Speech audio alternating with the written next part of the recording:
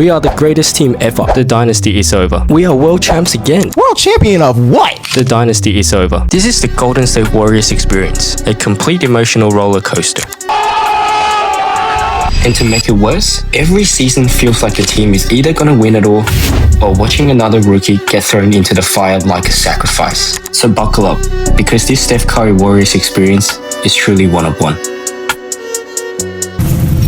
In the early 2010s, Warriors won the rise, but could never get over the Western Conference leaders. Spurs have dominated the playoffs for the last decade, and Clippers always had their numbers for years. In 2015, Warriors were in their own league. Steph became Chris Paul's daddy. He makes it look effortless. And was doing skills challenge against every team. Every shot for Warriors just seemed to go in. Clay could not miss even if he wanted to. And Draymond was the professional instigator. Warriors finished the season with 67 wins and 15 losses, and actually brought the trophy home. This is the start of the dynasty with the 3 homegrown stars, and started the Infinity Stone collection with Steph, Clay and Draymond. After winning their first championship, the Steph-led Warriors chose violence. 2015 and 16 Warriors were dog-walking every team in the league. They were basically playing tiki-taka on the court and destroying your favorite team every night. This team broke the regular season record by winning 73 games, and the league was ready to prepare for next season. The Warriors only lost 9 games all season. Some teams lost that before Christmas. Trust the process, they say. Then here comes OKC. OKC had prime KD and Russ with an athletic team to beat the Warriors. Up 3-1, OKC was certain to beat the... Game 6, Clay entered the chat and the Warriors overcame the 3-1 deficit to beat OKC. Everyone including you thought the league was over, and that Warriors will never lose another game. But here comes LeBron James and the infamous flat earther who defies gravity. This daddy and son duo decided to play ultimate street ball and went god mode against the Warriors. Warriors overcame a 3-1 deficit against OKC just to choke a 3-1 lead against the Cavs. This is the pure Warrior experience on a roller coaster, because the dynasty is over until it's not. Because winning 73 games was not enough, so Warriors added another MVP.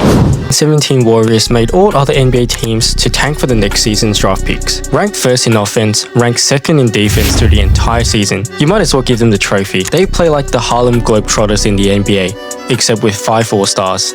It's like maxing out 99 in threes, passes, dunks, steals, blocks, rebounds. You name it, they've got it. There were only 2 challenges to the Warriors this season. Spurs as the Eastern Conference powerhouse with Kawhi Leonard. Oh wait, Zaza took care of that. And then there were the Cavs, who actually got 1 game out of the Warriors. Not too bad. After going 16-1 in the playoffs and winning the trophy, the Warriors cemented themselves as the greatest team ever. The 17-18 season started similar to prior year, as Warriors looked like the inevitable champions. I am inevitable. However, the season was quietly heating up. The Rockets have put together a team to beat the defending champs, adding Steph Curry's son to the mix. And yes, CP3 is out for blood this time. The Rockets secured the home court advantage in the playoffs and looking to dethrone the Warriors. Up 3-2, Rockets look like they figured it all out, until they missed 27 threes in Game 7. On the other side, LeBron and the Cavs continue to have majority ownership in the Toronto Raptors. Heading into the NBA Finals, the Cavs were no match against the All-Star team and their very own teammate. And thank you for watching. Of course not, because the Warriors are not done adding All-Stars to their team. I'm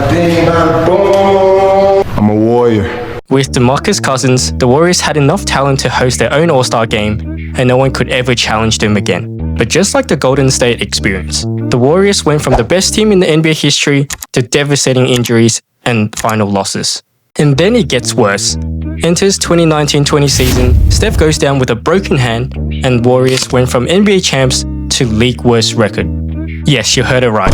Downright Gatorade League team without Steph, and the Warriors dynasty is officially over. Somewhere along the lines, the Warriors must have done some sick ritual to sacrifice James Wiseman's career to get back on track.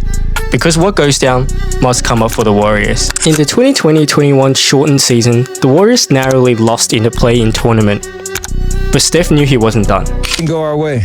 I don't know how many different ways to say it, but you don't want to see us next year. And here we are in 2021-2022 season, The Warriors found the perfect formula to extract the most out of their team. They found values in draft picks like Jordan Poole and recruited Andrew Wiggins, who was labelled as a bust but turned into an all-star second option. Found immense values in role players such as Otto Porter Jr. and GP3 to complement the system, and of course Draymond Green to get all the technical fouls. They should have never won this championship. A team of misfits and G League players. Just 3 years ago, they were the absolute worst team in the NBA, just to get back on top in record time. Warriors won their 4th championship in 7 years, and Steph got his elusive Finals MVP. Happy days, right? Nice. We should see what's coming by now, because the rise of the Warriors should always come with a fall. In this case, it comes with a bang. Enters the 2022-23 season, where Steph was putting up unanimous MVP season numbers, but his team was not. This was a forgettable season, as the Warriors had the biggest championship hangover. The team had a full squad of guards, averaging just 6 feet with shoes on, and the Warriors rookies still did not understand how to pass Steph Curry the ball. They lost to the Lakers in the playoffs and decided to blow the team up.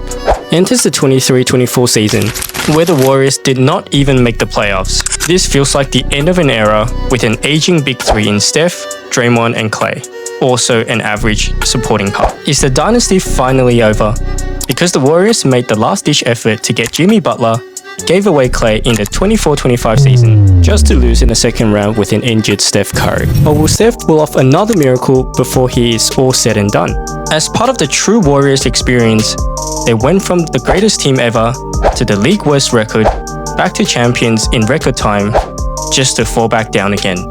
If history tells us something, Steph and his Warriors are due for another rise. Guess we will just have to sit tight and enjoy the ride, because Steph Curry and his Warriors are truly one of one.